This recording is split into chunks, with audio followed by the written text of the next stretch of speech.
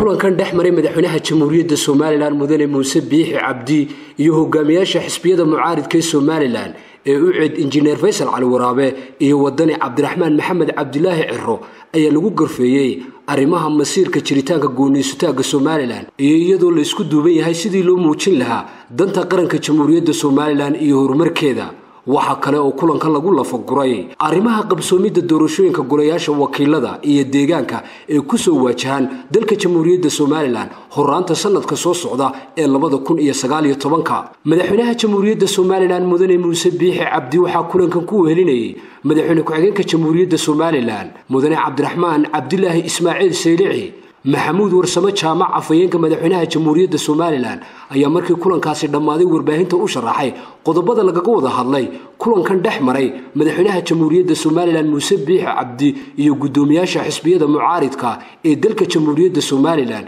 ee u cid iyo wadani madaxweynaha dalka jamhuuriyadda Soomaaliland mudane madaxweyne Muuse Biixi Cabdi isaga oo mudnaanta koowaad siinaya midnimada asxaabta qaranka iyo xukuumadda si loo muujiyo mabda'a qarannimada dalka jamhuuriyadda Soomaaliland wuxuu maanta kulan kula qaatay xafiiskiisa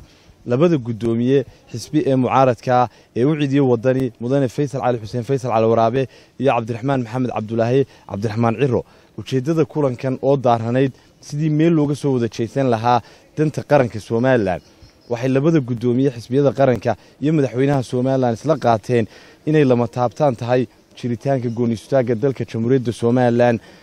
ayna meel uga soo wada jeedaan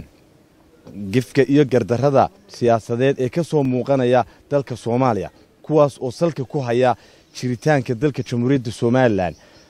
madaxweynaha Soomaaliland iyo labada gudoomiye xisbiyada mucaaradka ee u ciidiyo wadani waxa ka go'an meelmarinta siyaasadda guud ee qaranka jamhuuriyadda Soomaaliland madaxweynaha Soomaaliland iyo labada gudoomiye xisbiyada mucaaradka waxay ku baraarujinayaan shacabka Soomaaliland in ay difaacaan qarannimada dalka jamhuuriyadda Soomaaliland kulankan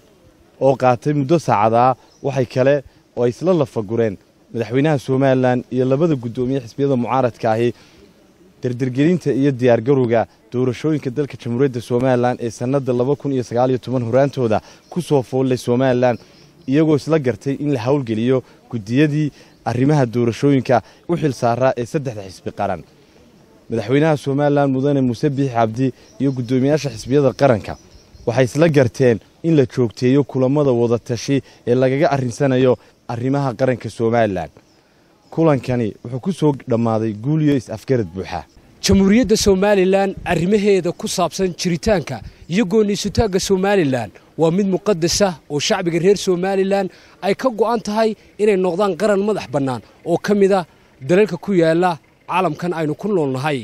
xisbiyada mucaaridka xukuumadda talada haysa iyo guud ahaanba siyaasiyiinta ee qaybaha kala duwan ee bulshada Soomaaliland way ka midaysan jiritaanka qarannimada Soomaaliland iyo in ay difaacaan Ridwaan Caydiid Ismaaciil Akiid telefishinka qaranka jamhuuriyadda Soomaaliland qasriga madaxtooyada jamhuuriyadda Soomaaliland